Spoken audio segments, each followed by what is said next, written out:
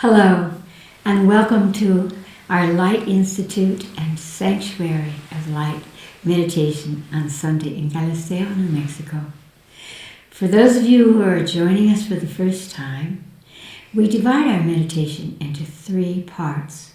In the first part, we ask our divine source, our higher self, to take a form so that our physical human self can align to these higher frequencies and incorporate them into our bodies.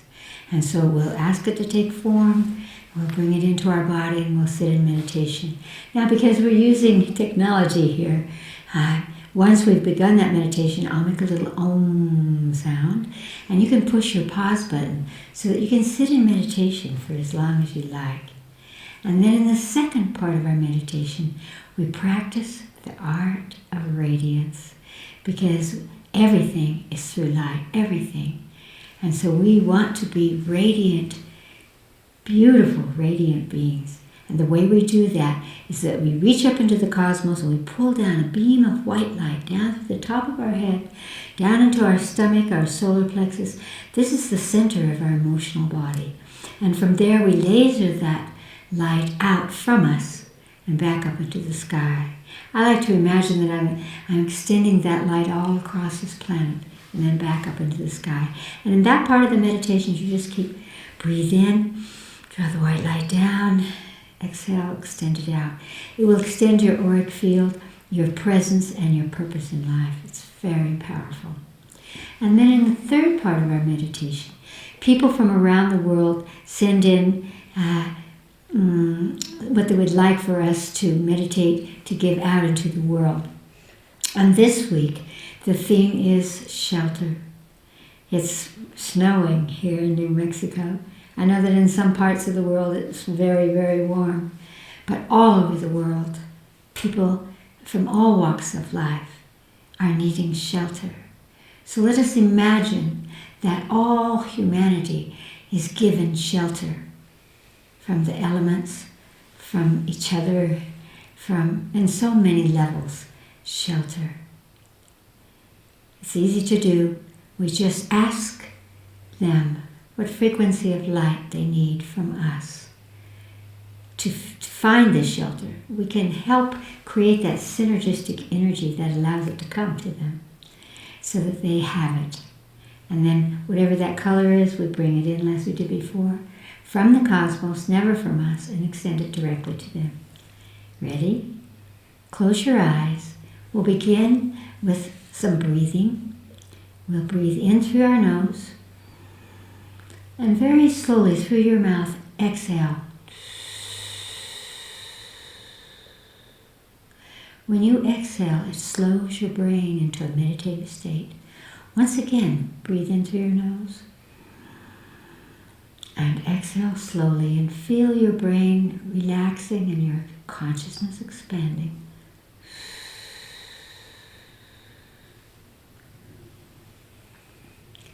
Ask your higher self. It's the intuitive essence of your soul. It's your own inner voice to take a form for you. It can be a being, a light, a tree, an animal, even an equation. See what form your higher self takes for you at this moment.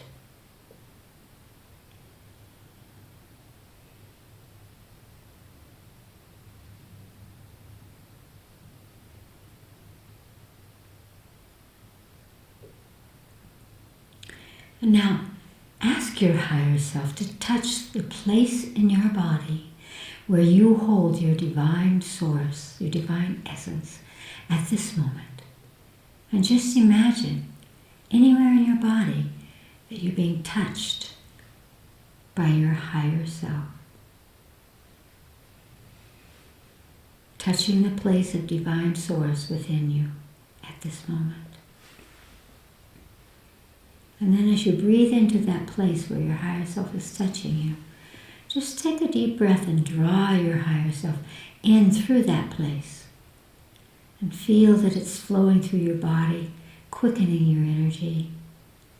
And now sit in meditation for as long as you like. Om.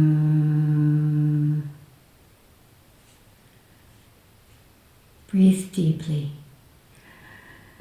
into your body. Exhale slowly. Imagine that you are drawing white light from the cosmos down through the top of your head. Bring that beam of light down into your solar plexus, your stomach, and laser it out across the planet and back up through the sky and into the cosmos. And just keep drawing that light down, extending it out, lifting it up, sucking it down, and continue that so that it quickens your frequency and makes you visible.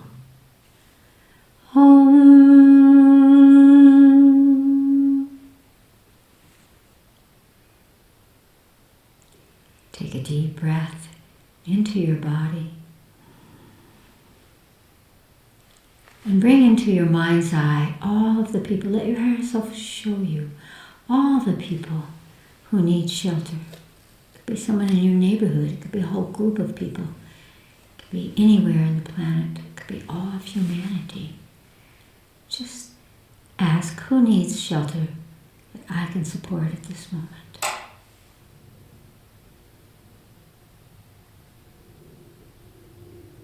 And once you have a sense of that, you might see it or hear it or feel it.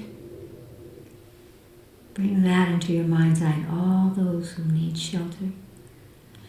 And then ask them what frequency of light, what color they need from you to be able to find that shelter, to have it come to them, and to come to them now. Bring them whatever kind of shelter they need.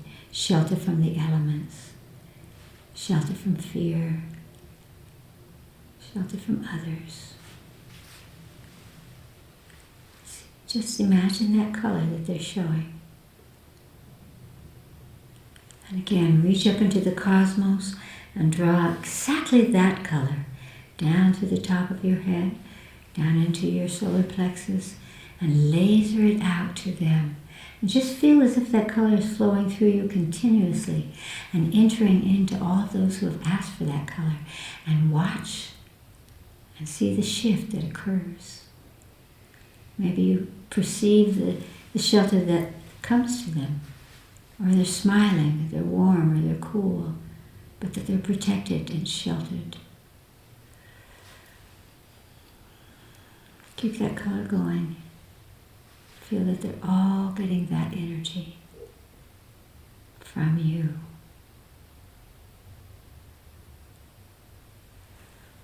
Oh.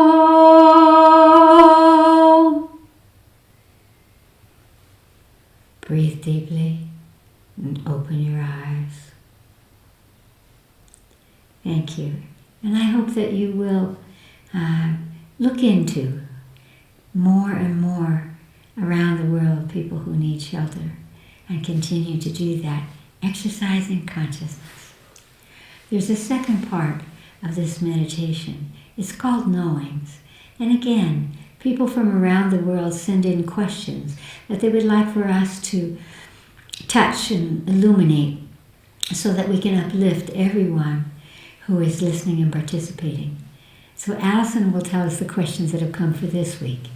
The first question is from St. Johnsbury, Vermont in the U.S.A.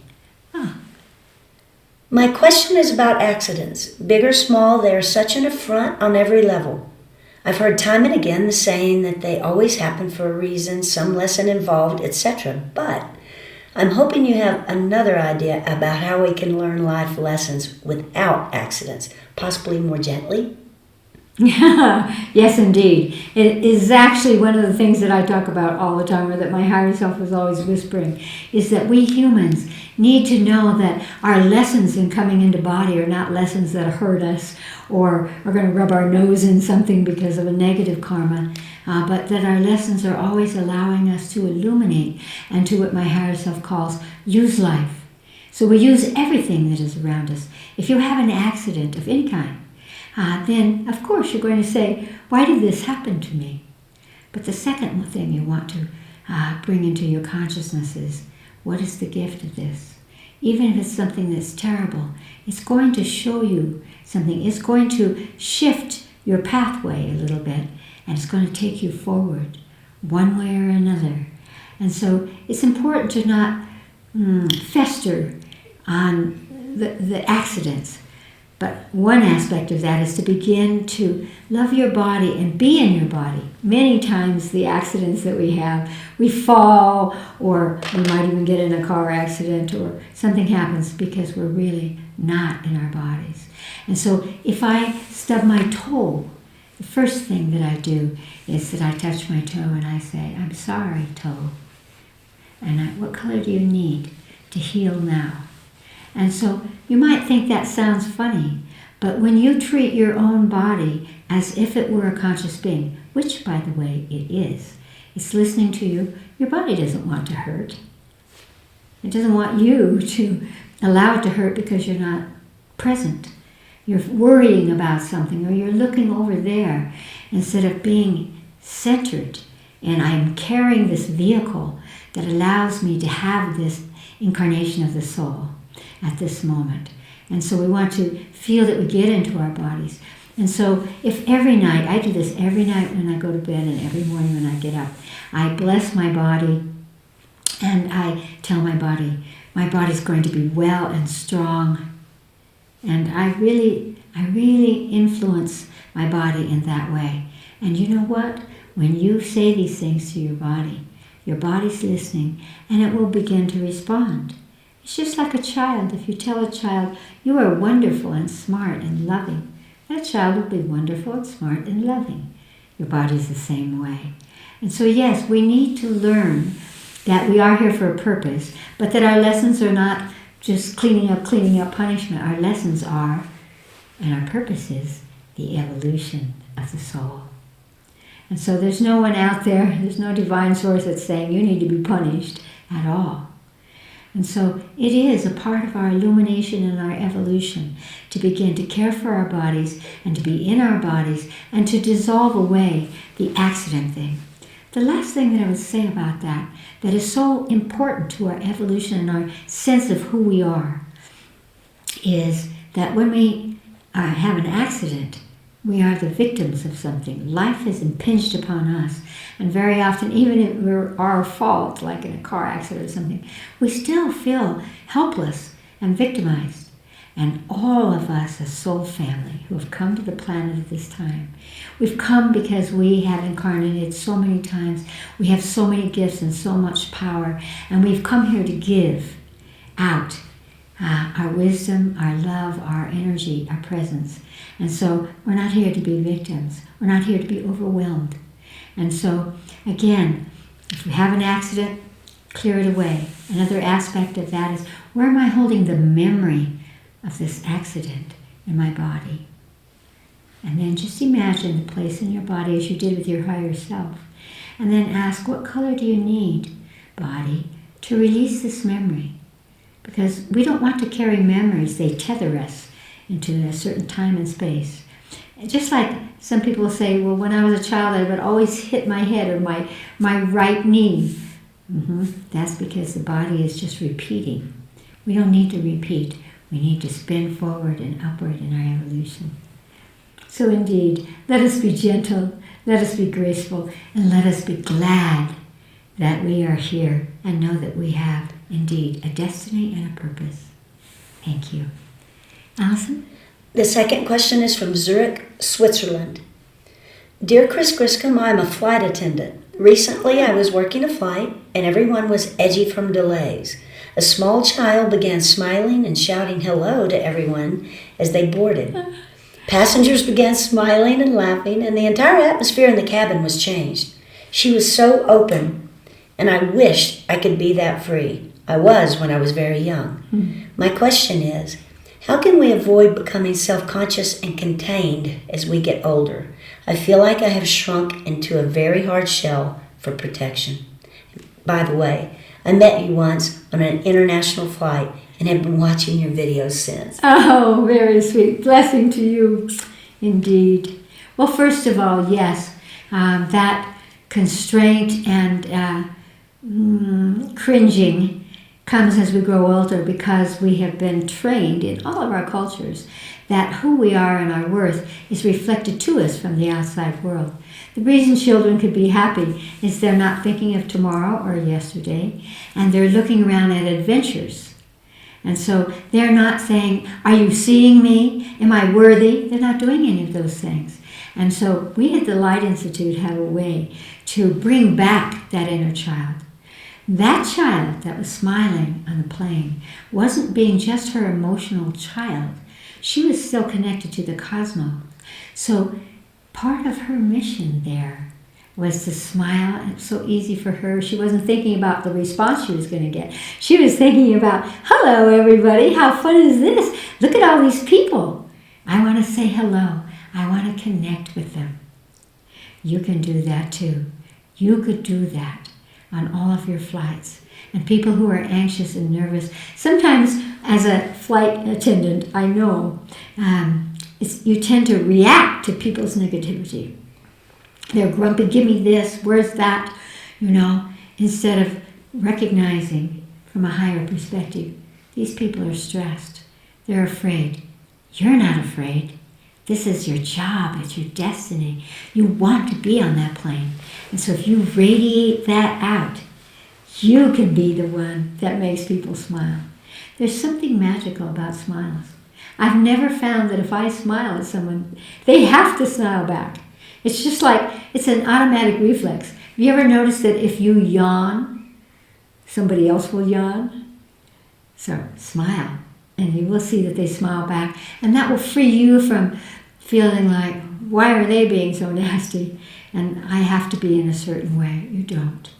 And so we're going to do a little quick exercise here that you can practice a lot to access that inner child that you saw on the plane. You have one just like that. As you were saying, when you were little, it's there. And so we're going to access our inner child for a moment and have them to give us a tool which will help us to use their perfect, wonderful, free energy. And remember that life isn't about how the others see you. Life is about how you see you and what you want to show yourself in the world. It's really easy. Close your eyes. Take a deep breath into your body. And now ask your inner child. That's the wisest person you'll ever know.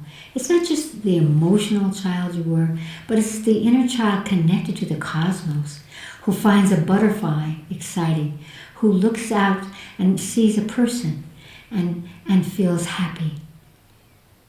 It's that kind of inner child. So just ask your inner child to take form. Might be a baby, 2, 3, 5, 7, and just see how big your inner child is as she comes to you. You might feel her as well as seeing her. It's just using your consciousness to recognize her presence. And once you have that sense of her, just extend your consciousness there and feel that quality, that powerful and yet childlike energy that she carries. And ask her to touch your body so that she can transmit that innate happiness, that freedom, that expansion of energy. And notice where she touches your body. Just imagine it. This little child, wise being, soul being, touching some part of your body. And suck in that touch. And feel that she's transmitting her freedom and her happiness and that powerful inner child, perfect energy, right into you, transmitting it into you. And now ask your inner child to give you a tool that will help you to remember that you have that power, you have her in you. It could be a symbol, or an object, or a color.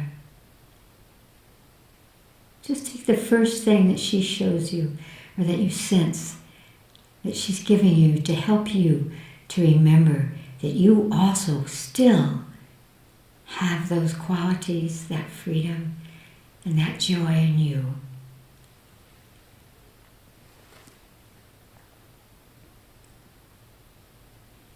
And whatever tool comes into your mind, just imagine that you're taking it into your body. Notice where it comes in and command the trillions of cells of your body, each one to hold that tool so that all of your cells align to exactly that wonderful energy. And now draw your inner child. Just imagine that you're embracing her and taking her right into your body so that your cells have a consciousness that you do not have to give that up, that it's not separate from you, it's not gone. And that you have the freedom to choose to be that. And take a deep breath and open your eyes. We all need that kind of energy. You can do that when you go to bed, when you get up in the morning. You can do it while you're driving. You can do it any place. Inner child, give me a tool to allow me to expand and feel free. It's that quick. Great. Alison.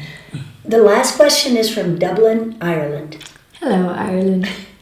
Chris Griscom, what on earth is the fifth dimension, and why does everyone keep talking about it except you? Oh, I love this question. Well, the answer, if you want to do it in physics terms, is very complicated, but the easy way to say it is that when we think of ourselves in the third dimension, we can see ourselves in a line, one point to the next point. But as you add dimensions, each dimension that's added is on a right angle. And so all of these right angles create new holograms of potential, points of reference. And that's why Einstein said everything is related to everything. Even though we might massage that theory a little bit, but for our purpose, it's very true spiritually, it's very true cosmically. So there's that linking up. It's what my higher self calls the infolding from one point of reference to another. And so what I want to say here is that the reason I never talk about it is because humans always go, I want to be over here. I want that goal, or I want that thing that's out there. No, the fifth dimension, the sixth dimension, the 10 dimensions, the infinite dimensions of the universes are all inside you. And it's all a matter of expanding the consciousness. And it tickles me, and I don't talk about it because I don't want us to begin to try to delineate this is the third dimension, this is the fifth dimension, but rather to perceive ourselves as cosmic, universal beings, and that through our consciousness we can access the qualities. Now, what are the qualities of fifth dimension? It's not this, but it's not linear. But what it is it offers to us intuition. It offers us to move into the invisible, to move back into the unmanifest, because even the unmanifest has some kind of streaming. It has synergy. It has potential there. And so that's why we do this incarnations of the soul, because it expands the consciousness and allows our sense of self to go beyond I'm a human, I'm this, I'm that, and to feel that at every moment the potential of our consciousness can access energies, and we can practice using them.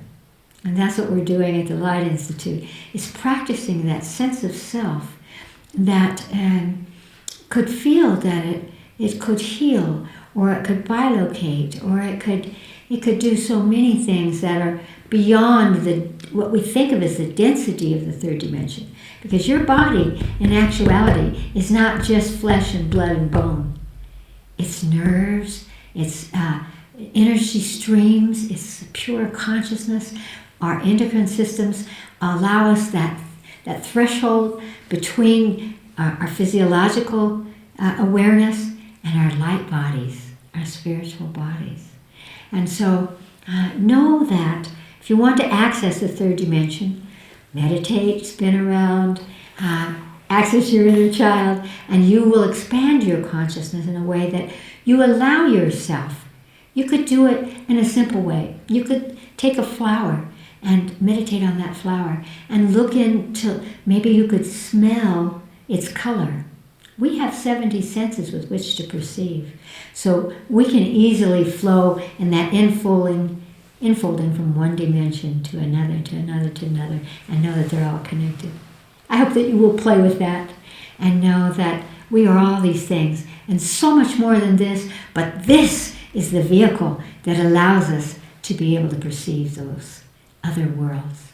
Great love.